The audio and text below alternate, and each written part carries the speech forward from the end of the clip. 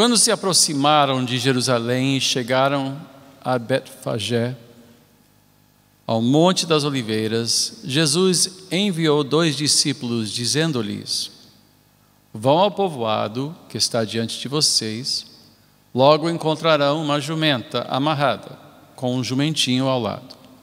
Desamarrem-nos e tragam-nos para mim. Se alguém lhes perguntar algo, digam-lhe que o Senhor precisa deles e logo os enviará de volta. Isso aconteceu para que se cumprisse o que fora dito pelo profeta: digam à cidade de Sião, eis que o seu rei vem a você, humilde e montado num jumento, num jumentinho, cria de jumenta. Os discípulos foram e fizeram o que Jesus tinha ordenado. Trouxeram a jumenta e o jumentinho, colocaram sobre eles os seus mantos e sobre estes Jesus montou. Uma grande multidão estendeu os seus mantos pelo caminho, outros cortavam ramos de árvores e os espalhavam pelo caminho. E a multidão que ia diante dele e os que seguiam gritavam: Hosana ao filho de Davi.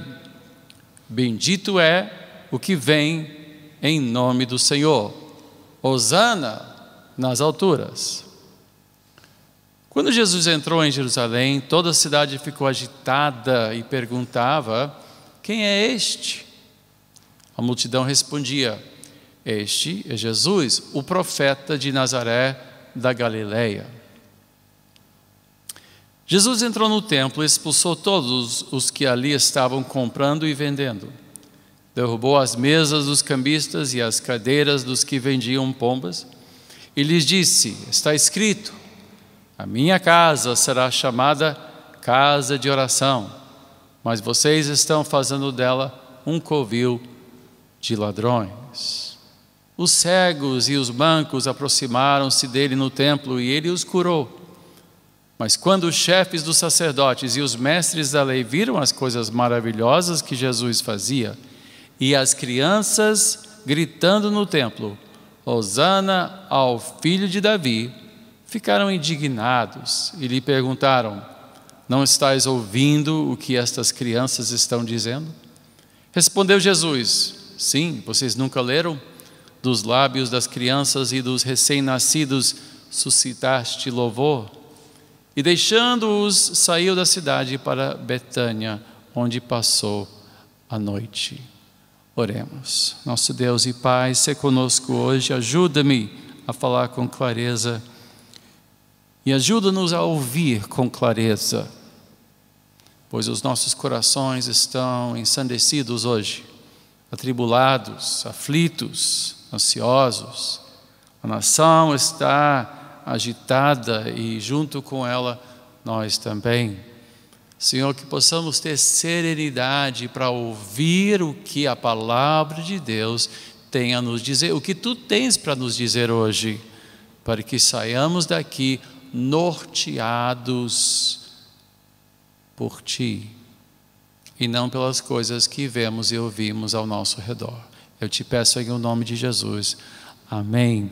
Amém. Podemos sentar.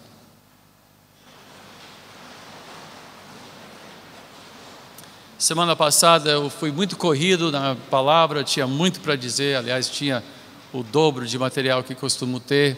Peço desculpas por isso. Hoje vamos tentar falar com mais clareza e com mais vagar, com mais simplicidade.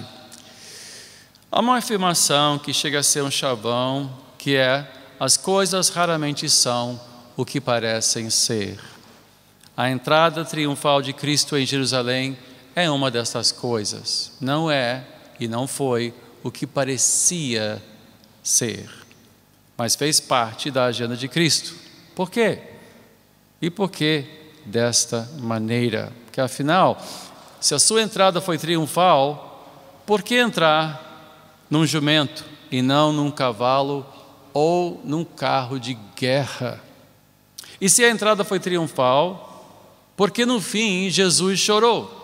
Porque, embora Mateus não registre isso, Lucas registra, e eu quero acrescentar a nossa leitura então, Lucas 19, versículo 41, só para arrematar pois faz parte do que aconteceu e é significativo para o que nós queremos concluir desta passagem. Lucas 19, versículo 41 diz: quando se aproximou e viu a cidade, Jesus chorou sobre ela e disse: se você compreendesse neste dia, sim, você também, o que traz a paz. Mas agora isso está oculto aos seus olhos. Ou seja, o que eles viram não foi um retrato da verdade. Eles não compreenderam. Não compreenderam. A multidão errou. E a multidão costuma errar com muita frequência. E se a entrada foi triunfal de um rei, por que os romanos não repararam isso? Por que eles não reagiram ao ver isso? Que certamente o novo rei, que não fosse empossado pelo governo romano, seria reconhecido certamente como um rei subversivo, uma espécie de adversário. Os romanos também não deram muita bola ao que aconteceu. É certo que havia tradição regendo a entrada de reis e conquistadores em qualquer cidade naquela época. Geralmente, uma cidade conquistada, ou até uma visita oficial de uma cidade para outra, o rei entraria num cavalo imponente, um cavalo grande, cercado das suas tropas, ou talvez naquele carro de guerra, sabe aquele... é um carro de guerra, onde ele fica de pé dentro de um carro e os cavalos puxando, né, assim como tem no filme Ben-Hur, ou qualquer filme sobre a época romana, né, que os reis andavam, geralmente tinham alguém que conduzia os cavalos e o rei ficava ao lado, né, e teria entrada triunfal, seria uma entrada triunfal. E era costume de qualquer conquistador ou rei visitante ser aclamado pelo povo, e certamente tudo isso estava presente, né? E uma vez entrando na cidade, o rei visitante ou o rei conquistador costumava também visitar o templo do Deus daquela cidade, da entidade, ou seja, do ídolo daquela cidade. Entraria no templo ou para prestar culto, mas geralmente não, porque quando uma cidade conquistava outra cidade, isso também representava para eles a conquista de um dos deuses sobre outro deus. Cada um entrava na batalha sob a bandeira do seu deus, né? Seja Baal, seja Asherá, seja o que fosse. E então, quando uma cidade era derrotada, literalmente o rei entrava e fazia alguma coisa para redefinir o templo. A visita, então, do templo não fugia muito da regra, mas fugiu em outros aspectos, porque num jumento, isso não era praxe, absolutamente. Ele entrou num jumento que nunca tinha sido montado antes. Isto certamente o distinguia como um dignatário, como um grande profeta, principalmente, não somente como um rei, mas como um grande profeta. E foi isso que Mateus falou, que ele fez isso para cumprir a profecia de Zacarias capítulo 9. Eu vou pedir que você abra Zacarias 9, porque isso nos ajuda a entender o que o povo de Jerusalém não estava entendendo naquele dia. Zacarias 9, versículo 8, 9 e 10,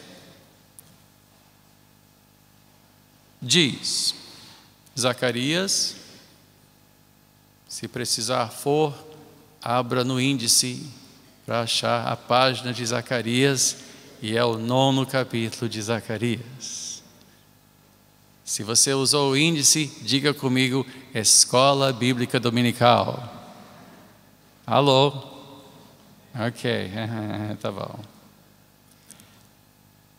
Defenderei a minha casa contra os invasores. Nunca mais um opressor passará por cima do meu povo, porque agora eu vejo isso com os meus próprios olhos.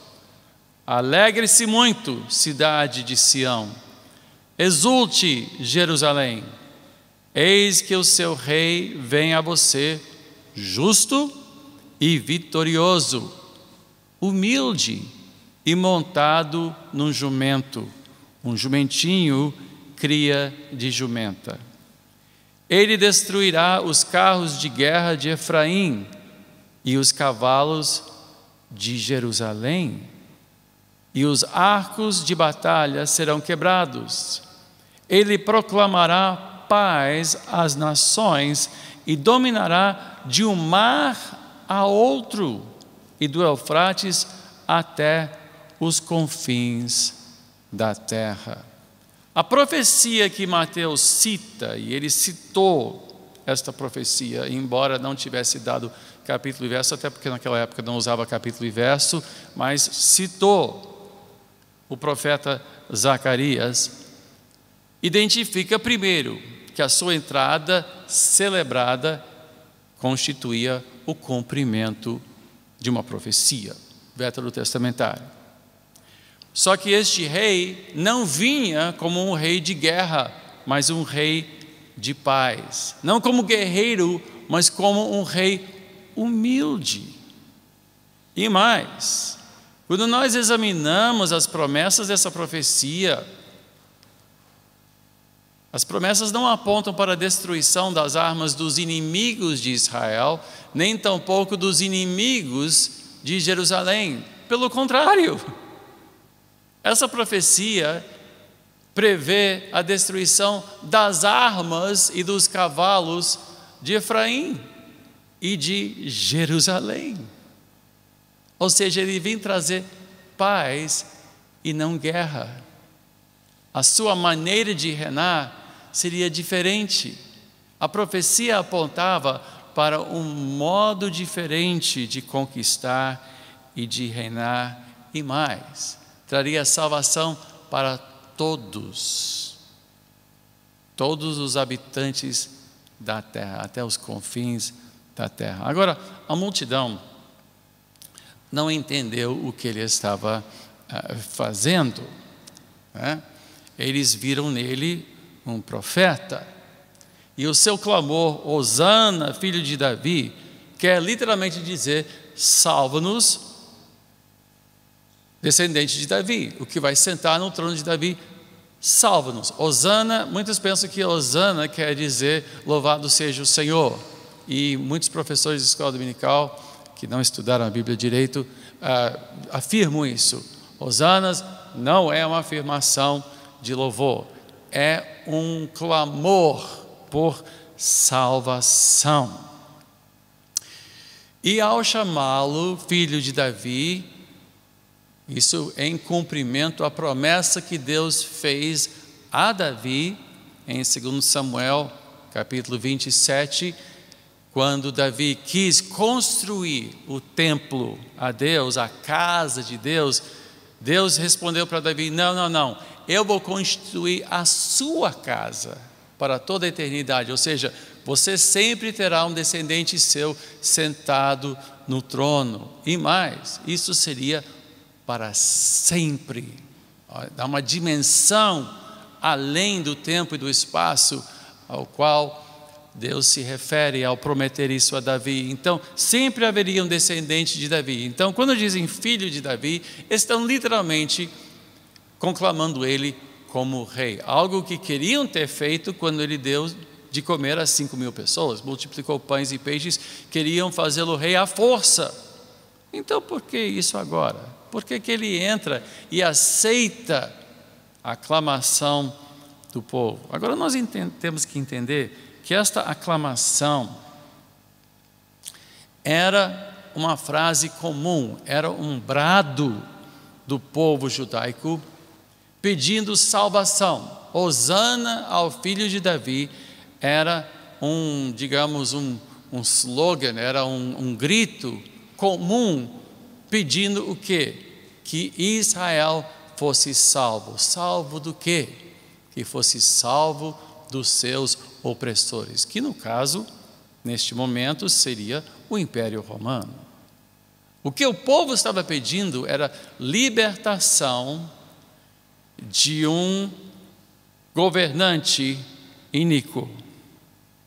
Estavam pedindo libertação de César, que com toda a sua violência, com todo o seu poderio, oprimia os povos. Ele, claro que ele garantiu paz, a Pax Romana garantia salva-conduta pelo Império Romano, mas ele também exigia muito. Poucos anos antes de Cristo, houve um levante do povo de Israel contra Roma, e os romanos vieram e crucificaram tantas pessoas que acabaram-se as árvores ao redor de Jerusalém. Não havia mais árvore, pois eles tinham transformado tudo em cruzes. Então, o Império Romano regia com uma mão de ferro, era considerado um inimigo de Israel, e ao aclamar Jesus como filho de Davi, eles usaram o brado comum, era um desejo comum de salvação nacional. Mas o sentido desta aclamação era: quebra o jugo sobre nós, restabeleça o reino de Davi, seja o nosso rei e não César. A multidão ficou exultante, mas os líderes não. Lembre-se que nós estamos falando da Páscoa, uma época que marcava a chegada de muitos romeiros a Jerusalém. Pessoas vinham prestar culto a Deus no templo durante a semana da Páscoa, que para nós fala da ressurreição de Cristo. Para eles falava de quê? Falava da libertação de Israel da terra do Egito. A Páscoa foi a celebração máxima do povo hebraico. Era a celebração máxima do ano. E eles vinham em romaria para Jerusalém para celebrar a Páscoa com os seus irmãos na fé. E então a cidade de Jerusalém certamente ficou cheia de pessoas de vários pontos do império. Como também os próprios moradores de Jerusalém, nem todos sabiam quem era Jesus, porque Jesus gastou a maciça maior parte do seu tempo ministrando na Galileia, não em Jerusalém. Então a pergunta seguiu naturalmente: quem é esse? Quem é esse que entra no templo e com o chicote expulsa os mercadores? Quem é esse? E a resposta, embora não seja errada, era uma resposta equivocada.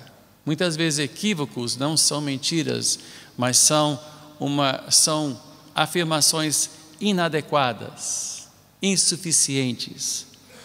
Pois a resposta que eles deram foi: é o profeta de Nazaré na Galileia. Lembre-se quando Pedro respondeu à pergunta de Cristo, quando Cristo disse: quem é que dizem que sou? Não é? E Pedro disse: bom, alguns dizem que é o profeta Elias, ou João Batista, que voltou dos mortos. E obviamente não era a resposta certa. E quando ele disse: mas quem é que vocês dizem que eu sou? E aí então Pedro disse: tu és o Cristo, o Filho do Deus vivo. Ele disse: Pedro, nem carne nem sangue te revelaram isto, mas meu Pai que está no céu te revelou. Então, o que o povo estava respondendo? Estava respondendo uma visão carnal, uma visão humanizada de quem ele era. Era uma resposta equivocada, pois o povo não sabia quem ele era. O aclamaram sem o conhecer, pediram salvação sem entender, ou seja, se não entenderam quem ele era, então eles estavam aclamando alguém que eles imaginavam que ele fosse. Eles imaginavam que ele seria um rei como Davi. Então a sua aclamação não passou da expressão de uma esperança de libertação nacional. Foi uma oração celebrada, um pedido, um clamor. O problema é que Jesus não se proclamou rei. Ele cumpriu, digamos, o ritual de entrar na cidade e também de ir até o templo. E nós vamos ver isso já já. Mas ele terminou a sua entrada chorando, dizendo: vocês não entendem, vocês não sabem que esperança real eu trago. Vocês não me entenderam. E ao ver o povo sem pastor, e olhe, até hoje quando eu vejo a multidão, o povo precisa de esperança. O povo vem sendo explorado e oprimido por tantos e há tanto tempo. Quando eu vejo essa massa de gente num culto, não importa qual seja, e o povo chorando, há muita dor ao redor do mundo e em nossa nação. Há muitos anseios que não encontram solução. Há muitas dores, muita necessidade, muita aflição, muita enfermidade. E quando eu vejo qualquer reunião grande de gente esperando o Salvador da pátria, esperando alguém que vai prover um hospital no qual não vão morrer na fila, esperando alguém que vai lhes dar o mínimo de esperança de ter um teto ou de ter como alimentar seus filhos e educá-los, corta o coração. Corta o coração. Só que o que Deus oferece é algo diferente. Então Jesus chorou, porque Ele disse: vocês não entendem. A sua esperança é infundada. É uma esperança equivocada. Vocês faziam uma leitura equivocada de quem sou e do que eu vim trazer. Bom, ele entrou no templo. E o problema do templo é que, como pessoas vinham de vários cantos do império, tinha que haver um lugar para trocar sua moeda, para poder comprar, porque nem todos podiam trazer os animais a serem sacrificados, especialmente se viessem de longe. Não podia trazer uma ovelha de muito longe, teria que carregá-la, porque ovelhas não andam muito rápido não. Cavalo tudo bem, se for um boi, vai lá, mas uma ovelha ou um cabrito não tinha. Então o que eles faziam? Eles vinham prontos para comprar, mas para comprar também tinham que trocar a sua moeda estrangeira na moeda corrente de Jerusalém, e então com esta moeda corrente eles comprariam os animais a serem sacrificados. Não era em si um sistema injusto, não era. Por certo, alguns estavam dando o troco errado e sempre tem uns aí que estão passando alguém para trás. Mas o problema não é esse.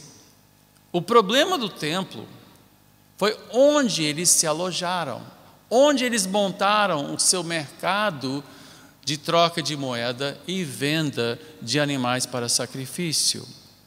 O problema é que eles estavam dentro do templo, numa parte que tinha uma função não comercial, mas uma função espiritual. Isaías 56, vamos abrir, Isaías 56.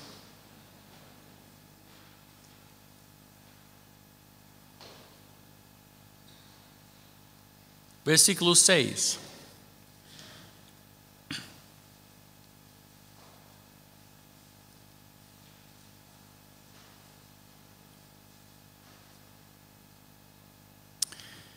E os estrangeiros que se unirem ao Senhor para servi-lo, para amarem o nome do Senhor e prestar-lhe culto, todos os que guardarem o sábado, deixando de profaná-lo, que se apegarem à minha aliança, esses eu trarei ao meu santo monte, e lhes darei alegria em minha casa de oração. Seus holocaustos e demais sacrifícios serão aceitos em meu altar, pois a minha casa será chamada casa de oração para todos os povos. Se você visitar Jerusalém, e eu já o fiz, vai reparar que o templo foi construído em cima de um monte. Inclusive, ele foi construído no local onde Abraão havia se proposto a sacrificar Isaque ao Senhor, e então Deus segurou a sua mão e não permitiu. Hoje, o lugar do templo foi substituído por uma mesquita islâmica, mas antigamente era o lugar onde foi construído o templo, e o último templo a ser reformado, reconstruído, foi o templo de Herodes, um templo enorme e um templo que estava de pé na época de Cristo. E o templo compreendia um santo dos santos, lugar onde o sacrifício e o incenso era oferecido perante o trono de Deus, né, a Arca da Aliança. Havia o santo lugar e havia então a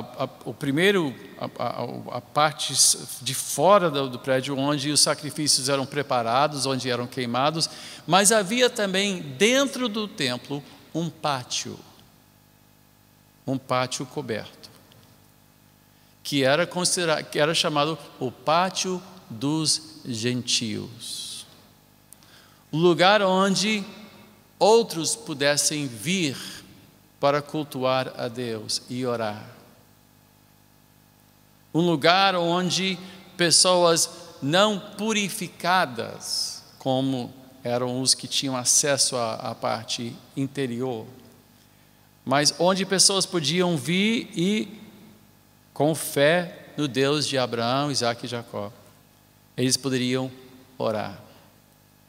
O problema é que foi exatamente neste pátio onde montou-se esta feira livre, onde havia a troca de moeda e também a venda dos animais.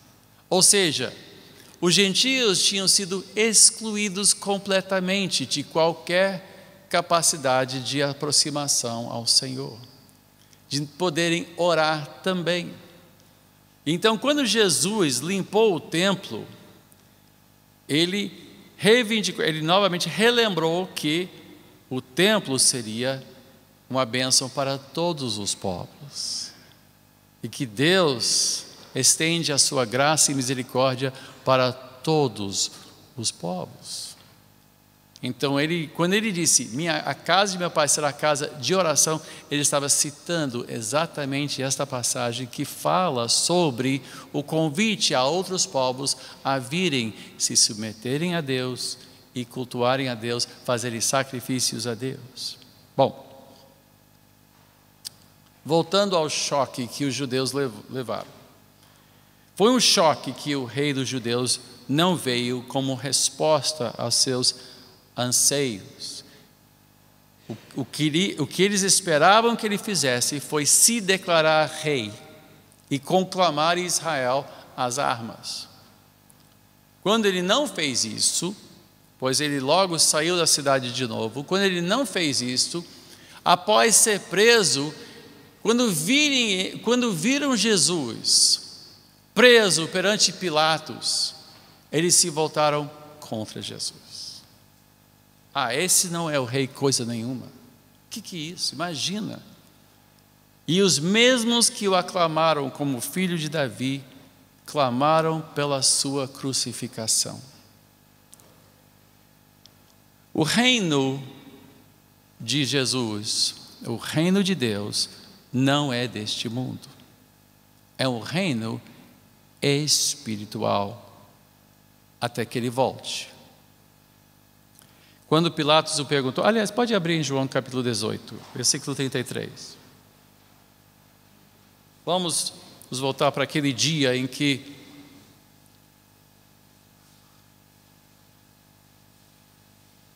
ele certamente desapontou os que estavam ao seu redor.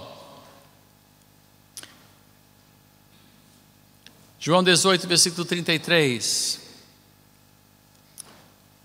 Diz: Pilatos então voltou para o pretório, chamou Jesus e lhe perguntou: você é o rei dos judeus? Perguntou-lhe Jesus: essa pergunta é tua ou outros te falaram a meu respeito? Respondeu Pilatos: acaso sou judeu?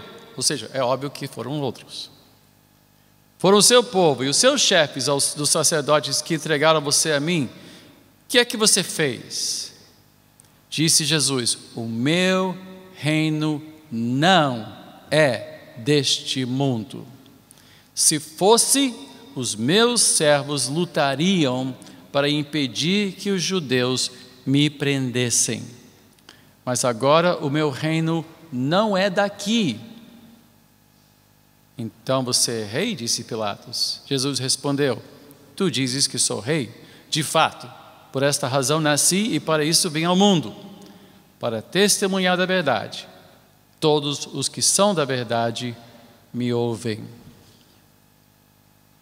Jesus não resolveu o problema de Israel. Levou mais 4 séculos para o Império Romano cair. Ele não atendeu aos anseios políticos do povo de Israel, pois o seu reino não é deste mundo. Ele reina no coração do seu povo. Ele reina sobre os que lhe pertencem. Ele nos protege, Ele vela por nós, fazendo com que tudo coopere para o bem daqueles que são chamados segundo o seu propósito e que amam ao Senhor. Ele é o nosso rei. Ele não é o rei de todos ainda. Ele é o rei de todo aquele que dobra o seu joelho, que confessa Jesus Cristo como Senhor. Ele reina em minha vida, eu me sujeito a Ele. Ele é dono da minha vida, Ele é dono da sua vida. O seu reino não é deste mundo, assim como nós também não somos mais deste mundo, pois Jesus disse: vocês estão no mundo, mas vocês não são deste mundo. Nossa cidadania é outra. Tem pessoas que ficam consternadas quando descobrem que eu abri mão da minha cidadania americana. Que loucura! Que é isso, abrir mão da sua cidadania? Meu filho, cidadania não é uma questão de carteira, ou de país, ou de nação. É uma questão espiritual para mim. Eu sou cidadão do reino de Deus. Eu estou de passagem. Quantos aqui estão de passagem? Ok, estamos de passagem. Este mundo não é o nosso lar. Este mundo não é a nossa pátria. Eu sei que é uma semana terrível dizer isso.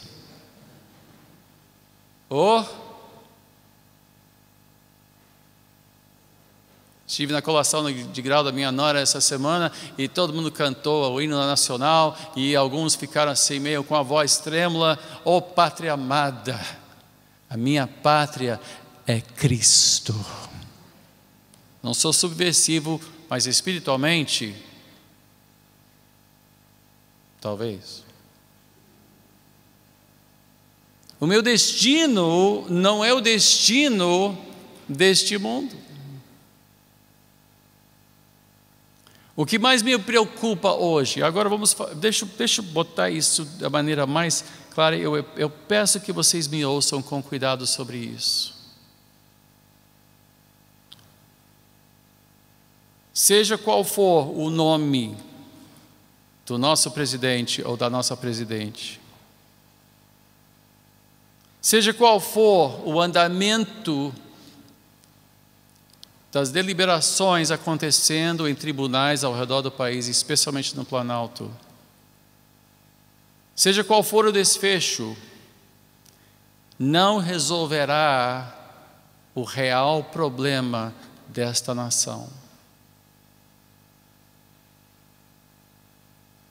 E o grande problema é que muitos cristãos vão achar que vai resolver. Muitos cristãos estão depositando uma esperança no impeachment.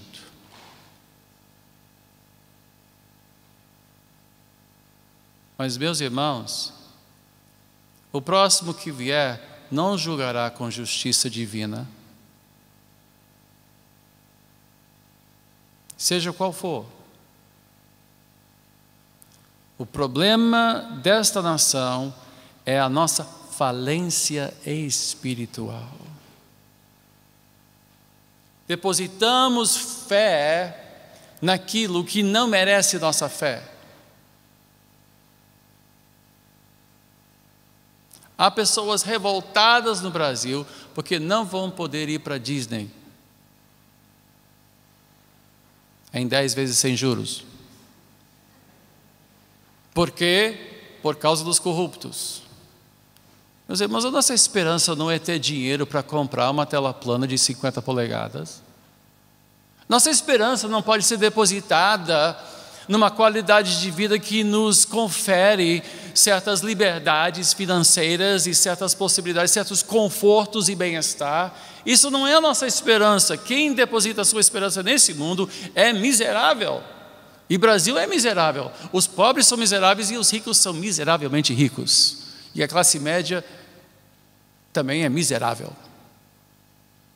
Porque acha que sua maior ambição, a coisa mais excelente que podem alcançar é poder levar seus filhos para ver Mickey Mouse. Amados irmãos, a igreja se corrompeu no Brasil. Enverga suas orações contra o Planalto, para quê? Para dar uma solução na economia. O problema é dinheiro.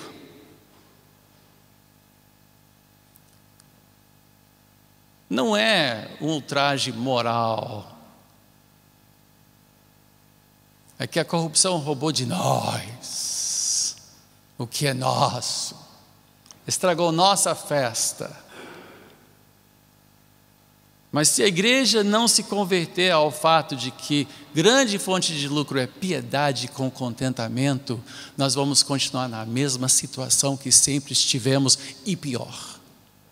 Porque esse país prosperou em parte, mas boa parte dessa prosperidade foi às custas do nosso futuro. Pois muita gente tem seu futuro hipotecado em cartões de crédito que estão estourando porque não podem pagar em 10 vezes sem juros aquela bugiganga que você não precisava, mas agora você está aflito porque não vai poder comprar. Nós não nos contentamos.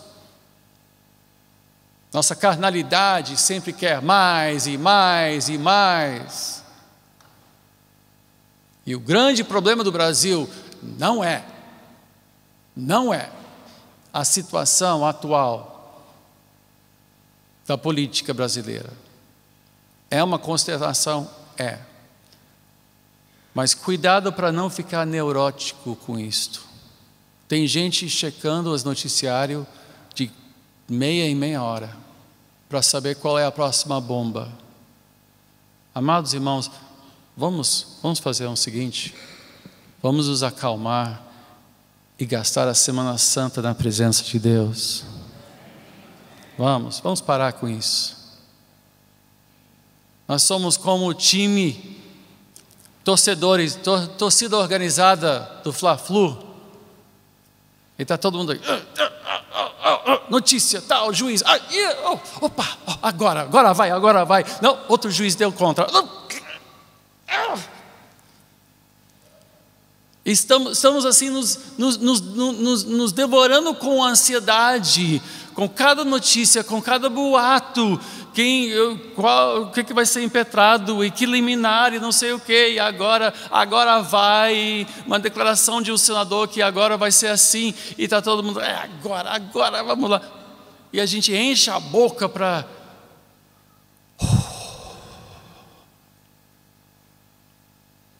Eu sei em quem eu tenho crido.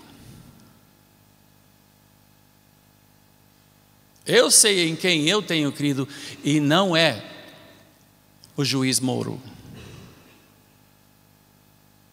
Não é o Supremo Tribunal Federal, nem tampouco o Congresso. São todos pecadores e precisam se render ao senhorio de Jesus Cristo. Jesus não destruiu Roma. Ele entrou na cidade num jumentinho, e a única coisa que ele fez foi cuidar da casa de Deus.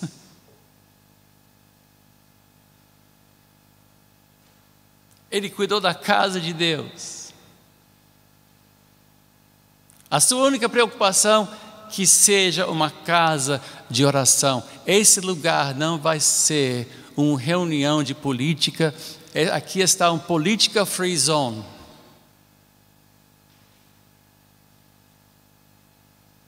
Esta casa tem que ser uma casa de oração.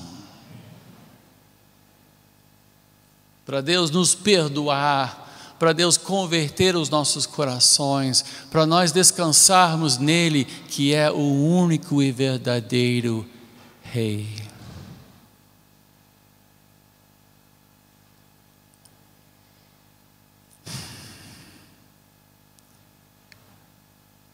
Aconteça o que acontecer nas próximas semanas em Brasília, a igreja ainda precisa de um avivamento. E se tudo for a contento, talvez precise mais do que nunca. Porque na euforia mundana de uma vitória sobre pessoas, e eu não vou defendê-las, não podem ser defendidos, não há defesa para o que fizeram. Mas se nós nos contentarmos com isto e não entendermos que o Brasil está em apuros, porque nosso problema é a nossa falência moral como uma nação. Quem está em Brasília é apenas a melhor expressão, a mais fiel expressão de todos nós. Porque os governantes refletem o cidadão. O cidadão. Você está no trânsito, todo mundo esperando sua vez, e vem alguém por fora, passando por cima de grama, não sei o que, para te cortar lá na frente, para te passar para trás. Você não reclama. Sabe o que a gente faz? A gente não quer dar uma de chato, então a gente cede lugar para o corrupto do trânsito. Porque quem faz isso é corrupto. Está passando o próximo para trás, para ele se dar bem, para ir um pouquinho adiante. E você vai deixando, dizendo, não, eu não vou insistir, porque afinal de contas sabe como é, né? Então vem, faz uma terceira fila, faz uma quarta fila, bloqueia trânsito que está vindo na outra direção, e o único que reclama é aquele que tem o sinal aberto e está com a encruzilhada bloqueada. Então, no momento que você impedir alguém de ir, aí eles reclamam. Mas um pouquinho de corrupção, todo mundo entende. Todo mundo permite, todo mundo releva. Quem vai ser o chato de dizer, não, você não vai entrar aqui na minha fila, coisa nenhuma. Aí todo mundo vai dizer que você que está errado. Poxa, pega leve. Nós somos uma nação corrupta, iníqua, regidos por corruptos e iníquos. E os próximos que entrarem, provavelmente o serão também.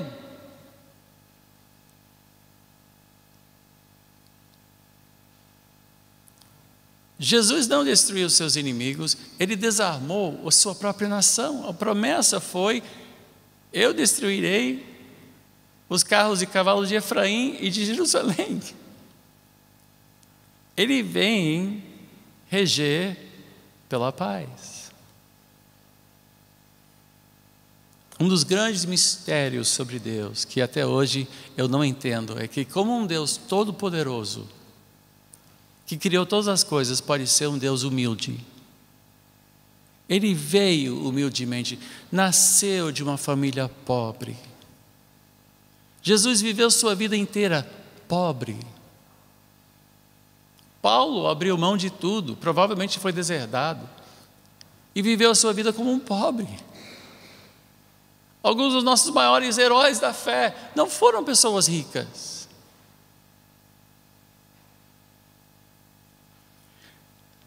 Como também não foram pessoas de guerra. E quando Davi quis construir um templo, o rei Davi, Deus disse: não, você é um homem de sangue, quem vai construir meu templo é seu filho. Você cumpriu o seu papel, mas a casa de oração não vai ser construída para um homem de guerra, e sim para um homem de sabedoria. O espírito cristão não é de violência, nem de conquista, mas é de sacrifício, piedade, verdade e justiça. Quando Cristo voltar, aí sim, todo joelho se dobrará, toda língua confessará que Ele é o Senhor. Para alguns será um dia glorioso, porque será a volta do nosso Rei. E então nós vamos celebrar. Para outros, para os que rejeitarem o Rei que entrou num jumentinho e que morreu como ladrão, os que rejeitarem, quando eles dobrarem os joelhos e confessarem que Jesus Cristo é o Senhor, será para o seu terror, será para eles um dia de tristeza, de gemido, de ranger de dentes, pois será o seu fim. Até então ainda há tempo para se render ao Príncipe da Paz. Vamos curvar as nossas cabeças.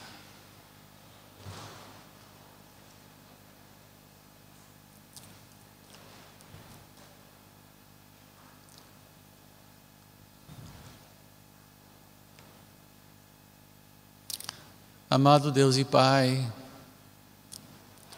oramos pela salvação dos nossos parentes, dos nossos vizinhos.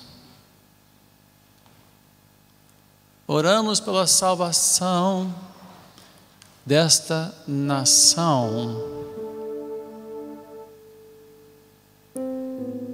Mas entendemos que esta salvação não será o desfecho de um processo político, e sim a rendição de joelhos ao Rei dos Reis. Perdoa a tua igreja pelo seu mundanismo, pela sua frieza, por ter se encantado pelo mundo,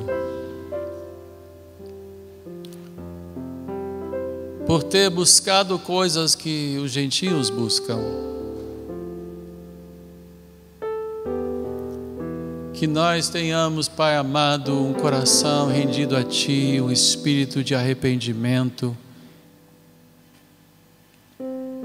Enche-nos do Teu Espírito Santo, Senhor. Abra os nossos olhos para contemplar a Tua graça, o Teu poder, a Tua misericórdia, a Tua bondade, a Tua beleza.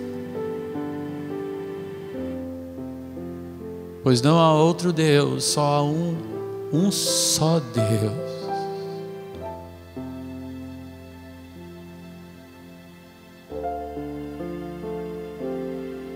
Perdoa-nos, Senhor. Perdoa esta nação. A taça de iniquidade transborda. E a tua casa, que deveria ser casa de oração, se tornou um lugar de mercado, voltado para as coisas deste mundo, quando deveria ser um lugar aberto para os que ainda precisam ouvir as boas novas. Concede-nos, Senhor, um coração rendido, um espírito voluntário,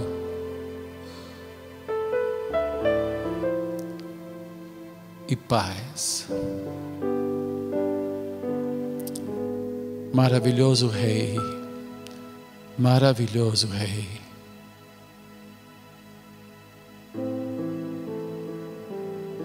Quem se compara a Ti? Todo-Poderoso, Santo, Santo, Santo.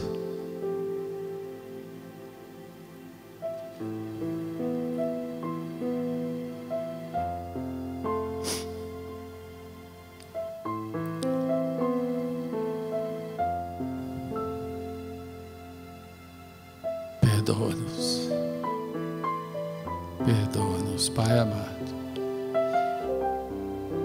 Aviva a Tua igreja, vivifica a Tua igreja, Senhor, vivifica a Tua igreja.